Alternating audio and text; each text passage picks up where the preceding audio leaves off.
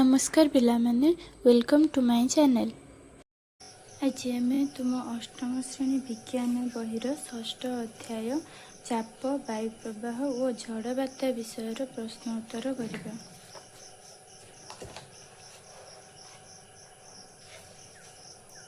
तो प्रथम प्रश्न सठिक वक्तव्य बाछ। क्वेश्चन देखिए क्वेश्चन चारिटी संभाव्य उत्तर मध्य सठिक उत्तरटी बाछिबा। यह चित्रटी को सतर्कतार सहित देख। पात्र आर जलर परिपूर्ण होइछि। जेतेबेले पानी ढालिबा बंद करिवो सेतेबेले जलर स्तर डैश हेबो। पात्र पी रे सर्वोच्च हेबो, पात्र क्यू रे सर्वोच्च हेबो, पात्र आर रे सर्वोच्च हेबो। तीनोटी पात्र रे समान रहिबो। देख तीनोटी पात्र परस्पर सहित कनेक्टेड अछंती बा लागी अछंती। ए पात्र जल ढालिले ए माध्यम दे एठी आसी परिबो, ए माध्यम दे एठी आसी परिबो। तो ए पात्र रे ढालुथिबा जल अन्य दुईटी पात्र को मध्य जाउथिबो। बाकी आम जलर धर्म कौन पढ़ी बा तरलर धर्म अनुसार तरलर स्तंभर उच्चता कम बेसी थिबो तो अधिक स्तर जल कम स्तर अंचल को प्रवाहित होइजिबो एवं एपरी होई होई समान स्तर हेबा पर्यंत तरल पदार्थ उच्च स्तर निम्न स्तर को बोहिबो। तो प्रथम क्वेश्चन आंसर है तीनोटी पात्र रे समान हेबा।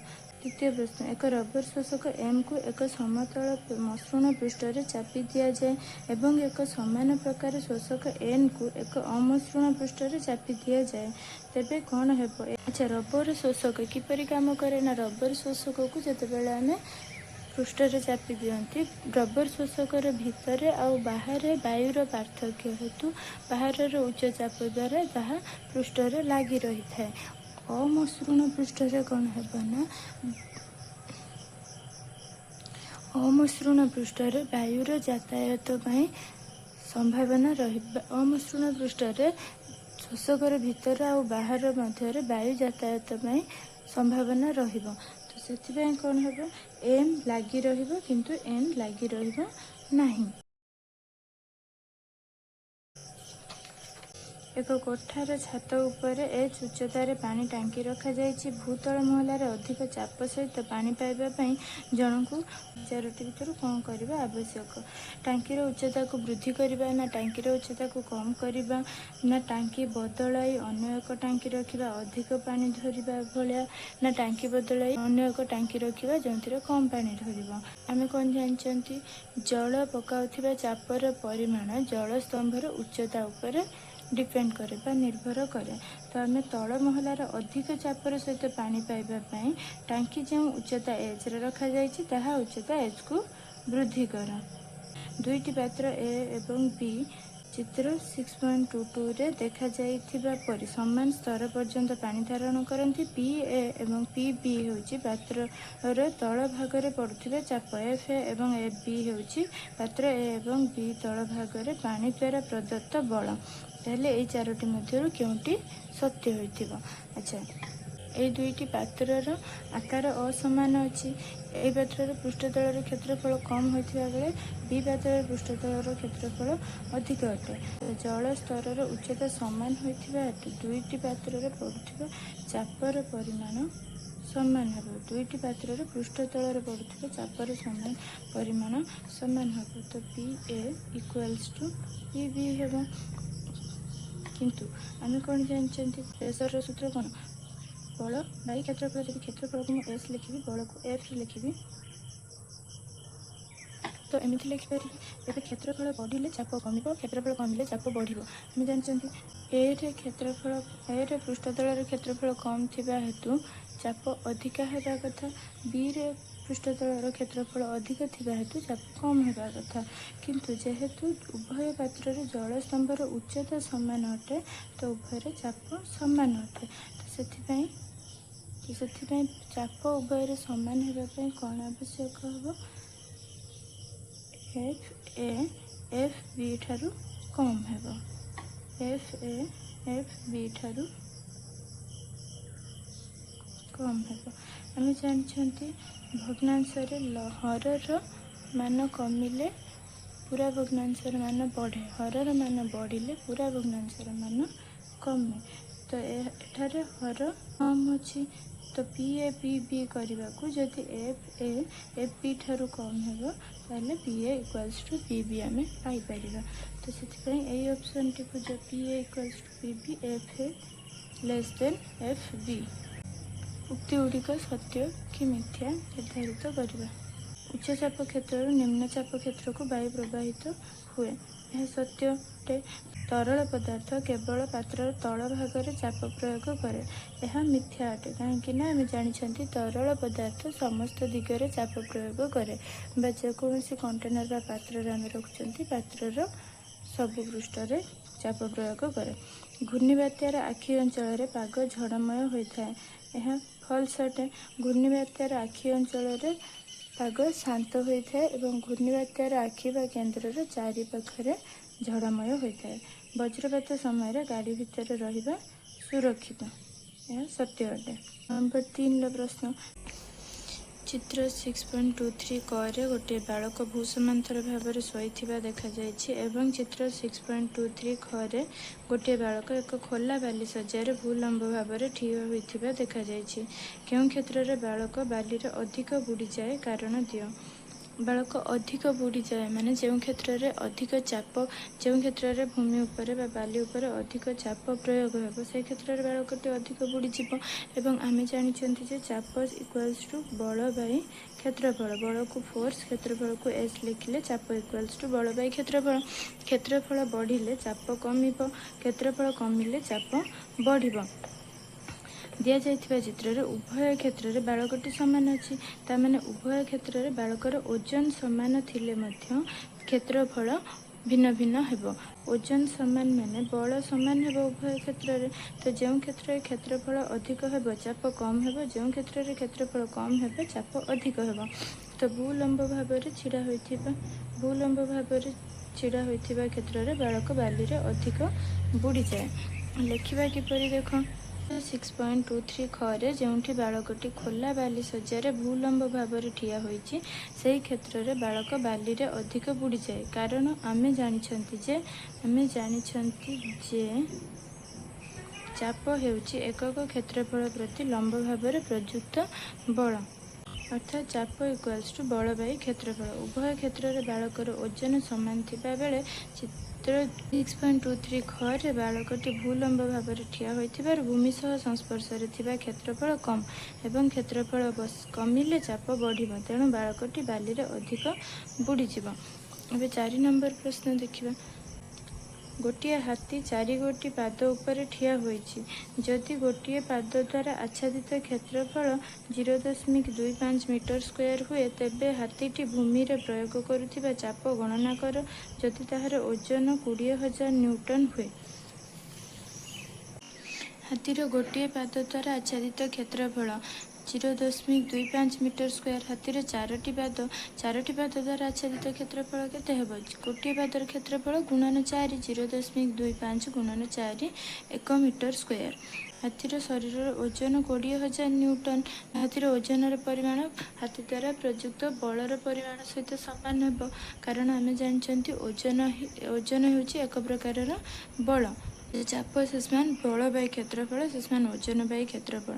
ओजन 20,000 न्यूटन क्षेत्रफल 1 मीटर स्क्वायर सेसमान 20,000 न्यूटन पर मीटर स्क्वायर। 5 नंबर क्वेश्चन देखिबा। ए एवं बी दुईटी डंगा अच्छी डंगा ए पृष्ठतलर क्षेत्रफल 7 मीटर स्क्वायर एवं एथिरे 5 जन व्यक्ति बसिଛନ୍ତି डंगा बी पृष्ठतलर क्षेत्रफल 3.5 मीटर स्क्वायर एवं एथिरे 3 जन व्यक्ति बसिଛନ୍ତି यदि प्रत्येक व्यक्ति ओजन 700 न्यूटन तेबे केउं डंगार एहार पृष्ठतल उपर अधिक चाप अनुभव करिवो एवं एही चापर परिमाण केते हेबो ताहा निर्णय कर। 5 नंबर क्वेश्चन आंसर देखिबा। डंगा ए डंगा बी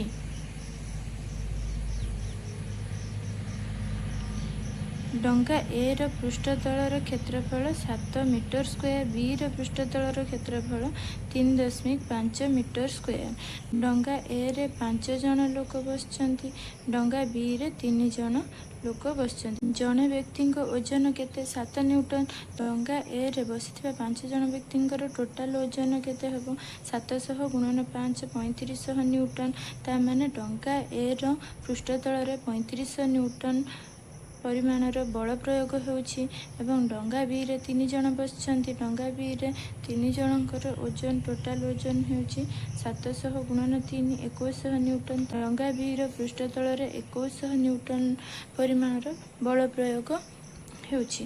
ଡଙ୍ଗା ଏ ପାଇଁ ପୃଷ୍ଠତଳର କ୍ଷେତ୍ରଫଳ 7 ମିଟର ସ୍କୋୟାର। ପ୍ରତ୍ୟେକ ବ୍ୟକ୍ତିଙ୍କ ଓଜନ 700 ନ୍ୟୁଟନ। 5 ଜଣ ବ୍ୟକ୍ତିଙ୍କ ଓଜନ ହେଲା 700 ଗୁଣନ 5 3500 ନ୍ୟୁଟନ। ଡଙ୍ଗା ବିରେ ପୃଷ୍ଠତଳର କ୍ଷେତ୍ରଫଳ 3.5 ମିଟର ସ୍କୋୟାର। 3 ଜଣ ବ୍ୟକ୍ତିଙ୍କ ଓଜନ 700 ଗୁଣନ 3 2100 ନ୍ୟୁଟନ। ଏବେ ଦୁଇଟି କ୍ଷେତ୍ରରେ ଚାପ ବାହାର କରିବା। ଡଙ୍ଗା ଏ ରେ ଚାପ ହେଉଛି ପ୍ରଯୁକ୍ତ ବଳ ବାଇ କ୍ଷେତ୍ରଫଳ ଓଜନ ବାଇ କ୍ଷେତ୍ରଫଳ ସମାନ 3500 ନ୍ୟୁଟନ ବାଇ 7 ମିଟର ସ୍କୋୟାର। 7 ପଞ୍ଚା 35 7 ପଞ୍ଚା 35 500 ନ୍ୟୁଟନ ମିଟର ସ୍କୋୟାର। ସେହିପରି ଡଙ୍ଗା ବିର ପୃଷ୍ଠତଳରେ ପଡ଼ୁଥିବା ଚାପର ପରିମାଣ ପ୍ରଯୁକ୍ତ ବଳ ବାଇ କ୍ଷେତ୍ରଫଳ ସମାନ ଓଜନ ବାଇ କ୍ଷେତ୍ରଫଳ। ଟୋଟାଲ ଓଜନ ଡଙ୍ଗା ବି କ୍ଷେତ୍ରରେ କେତେ 2100 ନ୍ୟୁଟନ। 2100 ବାଇ 3.5 3.5କୁ ଭଗ୍ନାଂଶରେ ପରିପ୍ରକାଶ କଲେ କେତେ ହେବ 35 ବାଇ 10। ଋଣରୁ ଗୁଣନକୁ ହେଲେ 35 ବାଇ 10 ଉପରକୁ ଗଲେ 10 ବାଇ 35 2100 ନ୍ୟୁଟନ ଗୁଣନ 10 ବାଇ 35 ସମାନ 600 ନ୍ୟୁଟନ पर ମିଟର ସ୍କୋୟାର। ୟାକୁ ଏମିତି କାଟିପାରିବ 5 7 35 5 4 20 5 2 10 0 7 16 42 0 तो 60 गुणन 10 600 न्यूटन पर मीटर स्क्वायर। तो दुईटी डंगा क्षेत्र कहार पृष्ठतलर अधिक चाप प्रयोग होची ना डंगा बी रे। डंगा बी यार तल पृष्ठर अधिक चाप अनुभव करिबो एवं ताहा 600 न्यूटन पर मीटर स्क्वायर। जब 6 नंबर प्रश्न देखा जदि वायु एवं मेघ विद्युत सुपरिवाही होता तेज वज्रपात घटी था कि तुम उत्तर कारण दियो। अच्छा वज्रपात कौन ना वायु रे पुंजीभूत चार्ज परिमाण अधिक हो गले वायुर विद्युत प्रतिरोधी शक्ति ह्रास पाई थाए एवं हठात बहुत परिमाण चार्ज एक स्रोत सृष्टि होता है जहाँकि पृथ्वी आड़ को आसी थाए आम यहाँ वज्रपात कही था। तो देख 6 नंबर उत्तर ना जदि वायु एवं मेघ विद्युत सुपरिवाही होता तेबे वज्रपात घटी था नहीं कहीं ना वायु विद्युत कुपरिवाही होइथिबारु मेघरे बा बादल रे विपरीत चार्ज जमा होता है। चार्ज र परिमाण अधिक बढ़िले विद्युत र प्रतिरोध शक्ति काम करे नहीं एवं हठात तीव्र चार्ज स्रोत सृष्टि हो विद्युत झलक सृष्टि हुए जहाँ को आम वज्रपात कहूँ। जदि वायु विद्युत सुपरिवाही होता चार्ज धीरे धीरे निरंतर प्रक्रिया द्वारा भूमि को चली जाता एवं वज्रपात होई न थांता। 7 नंबर चित्र 6.24 रे देखा जाइथिबा दुईटी समान बेलून ए एवं बी रो कौन हेबो फुली जीवो कि जदि हाँ तेबे सेमाने समान भाव में फुली जीवे कि तुम उत्तर व्याख्या करो। अच्छा ये एक बोतल अच्छे बोतल ऊपर पार्श्वर जल ढला होची बोतल दुई पार्श्वर दुईटी बेलून रखा जाइछि। अच्छा ये देख बेलून दुईटी समान स्तर अच्छी कि हाँ समान स्तर अच्छी। तरल पदार्थर धर्म हिसाब से आम कौन जानते कि तरल पदार्थ प्रयोग करुथिबा चापर परिमाण कहा उपरे निर्भर करिवो ना जल स्तंभर बा तरल पदार्थर स्तंभर उच्चता उपरे निर्भर करिवो। जेते ऊपर भाग पर्यंत जल भरिबा दुईटी बेलून पाई दुईटी बेलून ऊपर को समान उच्चतार जलस्तर रहिबो तो यही स्थान आउ यही स्थान उभय स्थान रे समान चाप अनुभव हेबो। तो एथिपाई बेलून दुईटी समान भाव में फुलिबे। केमिति लेखिबा देखिबा हाँ दुईटी बेलून फुलीजिब एवं समान भाव में फुलिब। एक निर्दिष्ट उच्चता बा गभीरता रे थिबा जल बा कौनसी तरण पदार्थ सबु दिगरे चाप पकाए एवं एक बिंदु रे बा एक स्तर रे पड़ुथिबा चापर परिमाण सही स्तर उपरे थिबा जलस्तंभ र उच्चता उपरे निर्भर करे। एठारे दुईटी बेलून समान स्तर रे थिबारु समान परिमाणर चाप अनुभव करिवे एवं समान भाव में फुलिबे। 8 नंबर प्रश्न एक झड़ किपरि घूर्णिबात्यारे परिणत हुए ताहा व्याख्या कर। घूर्णिबात्या हेउछि एक उष्म समुद्र जल उपरे सृष्टि हेउथिबा झड़। समुद्र उपरर उष्ण और आर्द्र वायु सूर्य किरणर गरम होई जलीय बाष्प आकार ऊपर को उठे। एही जलीय बाष्प घनीभूत हेबा समय पुनर्बार वायुमंडल को तापमुक्त हुए। ଏହି ତାପ ଊର୍ଦ୍ଧ୍ୱଗାମୀ ବାୟୁର ଉଷ୍ଣତା ବୃଦ୍ଧି କରେ ଏବଂ ଏକ ନିମ୍ନଚାପ ସୃଷ୍ଟି ହୁଏ। ଫଳରେ ଚତୁଃପାର୍ଶ୍ୱସ୍ଥ ବାୟୁ ଏହି ନିମ୍ନଚାପ ଅଞ୍ଚଳକୁ ପ୍ରବାହିତ ହୁଏ ଏବଂ ଉପରକୁ ଉଠେ। ପୃଥିବୀର ଘୂର୍ଣ୍ଣନ ଯୋଗୁଁ ଗତିଶୀଳ ବାୟୁ ଘୂର୍ଣ୍ଣନ କରେ। ଏହି ଚକ୍ରର ପୁନରାବୃତ୍ତି ଫଳସ୍ୱରୂପ ଏକ ଅତି ନିମ୍ନଚାପ କ୍ଷେତ୍ର ସୃଷ୍ଟି ହୁଏ, ଯାହାର ଚାରିପାଖରେ ଉଚ୍ଚ ବେଗରେ ପବନ ଘୂର୍ଣ୍ଣନ କରିଥାଏ। ମେଘ, ପବନ ଏବଂ ବର୍ଷାର ଏହି ଘୂର୍ଣ୍ଣନଶୀଳ ଅବସ୍ଥାକୁ ଘୂର୍ଣ୍ଣିବାତ୍ୟା କୁହାଯାଏ। ସମୁଦ୍ର ଜଳ ଗରମ ହୋଇ ଏହା ଉପରେ ଥିବା ଉଷ୍ଣ ଆର୍ଦ୍ର ବାୟୁ ଉପରକୁ ଉଠିଯିବା ଫଳରେ ସମୁଦ୍ର ଉପରେ ସେହି ସ୍ଥାନରେ ଏକ ନିମ୍ନଚାପ ସୃଷ୍ଟି ହୁଏ। ନିମ୍ନଚାପ ସୃଷ୍ଟି ହେଲେ ତାହାର ନିକଟବର୍ତ୍ତୀ ସ୍ଥାନରେ କ'ଣ ହେବ? ଉଚ୍ଚଚାପ କ୍ଷେତ୍ରର ସୃଷ୍ଟି ହେବ। ତ ଆମେ ଜାଣିଛନ୍ତି ଯେ ବାୟୁ ଉଚ୍ଚଚାପରୁ ନିମ୍ନଚାପକୁ ଗତି କରିବ ଏବଂ ପୃଥିବୀର ଘୂର୍ଣ୍ଣନ ଯୋଗୁଁ ଉଚ୍ଚଚାପରୁ ନିମ୍ନଚାପକୁ ଆସୁଥିବା ବାୟୁ ମଧ୍ୟ ଘୂର୍ଣ୍ଣନ ଗତି କରେ ଏବଂ ପୁନଶ୍ଚ ଗରମ ହୋଇ ଉପରକୁ ଉଠିଯାଏ। ଏହି ଚକ୍ରର ପୁନରାବୃତ୍ତି ଫଳରେ ଘୂର୍ଣ୍ଣିବାତ୍ୟାର ସୃଷ୍ଟି ହୁଏ। 9 ନମ୍ବର ପ୍ରଶ୍ନ। ଚିତ୍ର 6.25ରେ ଗ୍ରୀଷ୍ମ ଅପରାହ୍ନରେ ସମୁଦ୍ର କୂଳରେ ଗଛ ଦେଖାଯାଉଛି। କେଉଁ ପାର୍ଶ୍ୱ ଏ କିମ୍ବା ବି ସ୍ଥଳଭାଗ ତାହା ଚିହ୍ନଟ କର। ଆଚ୍ଛା, ଆମେ କ'ଣ ଜାଣିଛନ୍ତି? ସ୍ଥଳଭାଗ ଜଳଭାଗ ଅପେକ୍ଷା ଶୀଘ୍ର ଗରମ ହୁଏ ଏବଂ ଶୀଘ୍ର ଥଣ୍ଡା ହୁଏ। ତ ଦିନବେଳା ସ୍ଥଳଭାଗ ଜଳଭାଗ ଅପେକ୍ଷା ଅଧିକ ଗରମ ଥାଏ।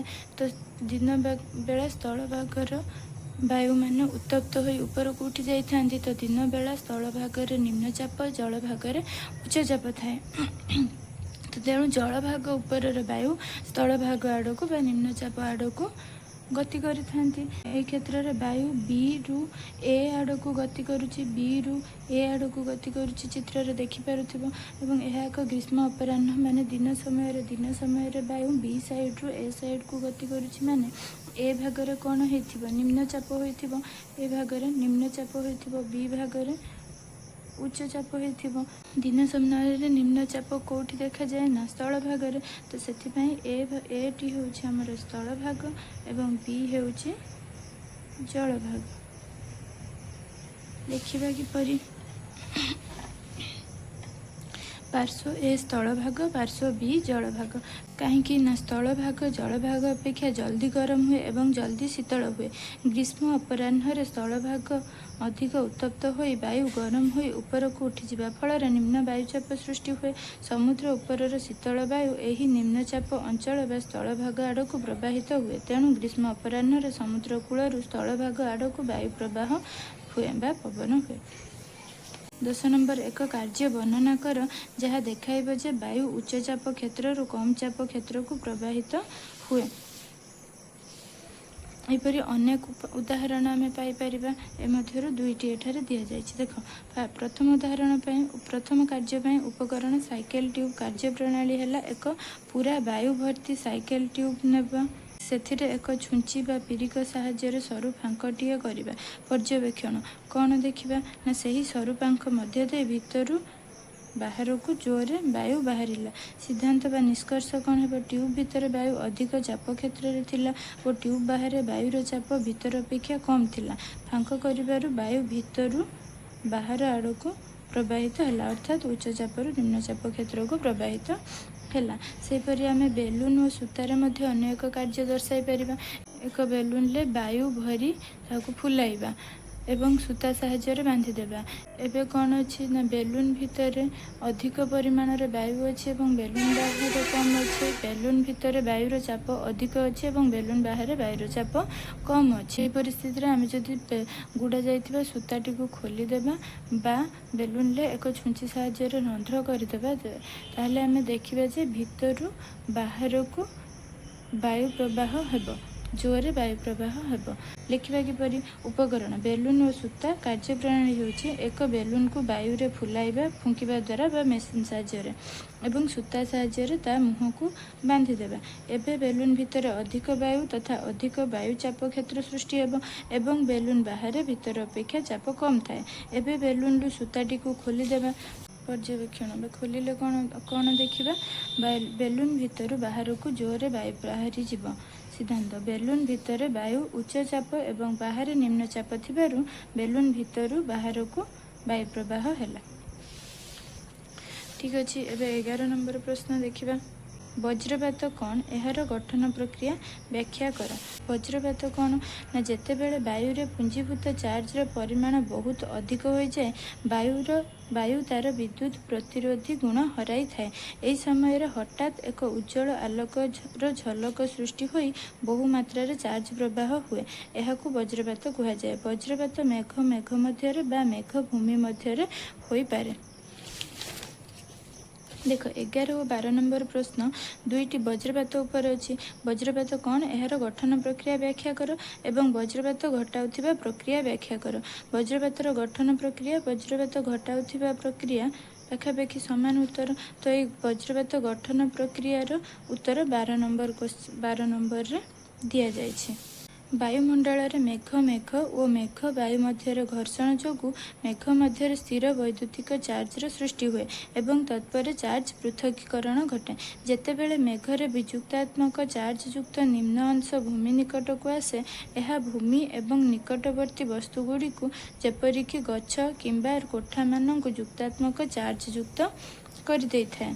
साधारणतः वायु वैद्युतिक कुपरिवाही भाव में कार्य करे किंतु जेतेबेले पुंजीभूत चार्जर परिमाण बहुत अधिक हो जाए वायुर विद्युत विरोधी गुण लोप पाई जाए। फल हठात एक उज्जवल आलोकर झलक सृष्टि हो बहु परिमाणर चार्ज प्रवाह हुए। यहाकू वज्रपात कुहाଯାଏ। एही समय एक उच्च शब्द मध्य सृष्टि हुए जहाकू कि आमे घड़घड़ी बोली कहूँ। वज्रपात मेघ मेघ मध्य बा मेघ पृथ्वी मध्य वैद्युतिक आंतक्रिया द्वारा सृष्टि हो पारे। वर्षार पूर्वर कौन हुए आमको वायुमंडल मेघ सृष्टि हुए। वायुमंडल एमती अनेक मेघखंड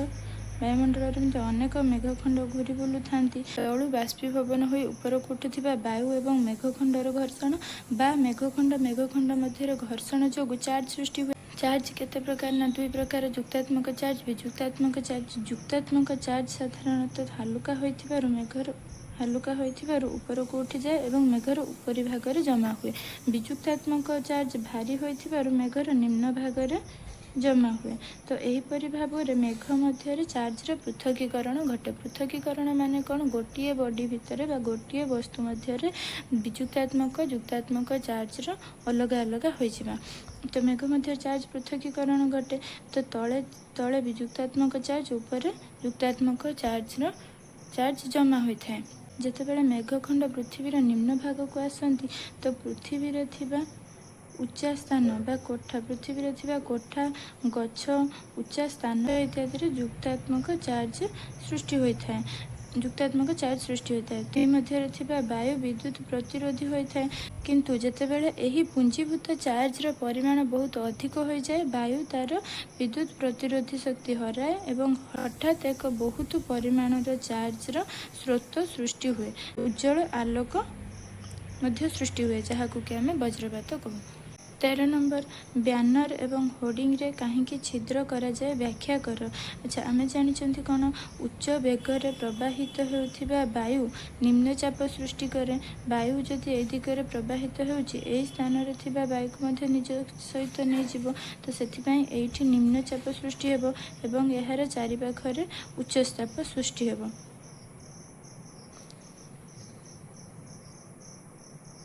निम्नचाप सृष्टि हो तो से उच्च वेगर प्रवाहित होता वायु निम्नचाप क्षेत्र सृष्टि करे एवं बाहर उच्चचाप थाए तो से चापर पार्थक्य देखा जाए।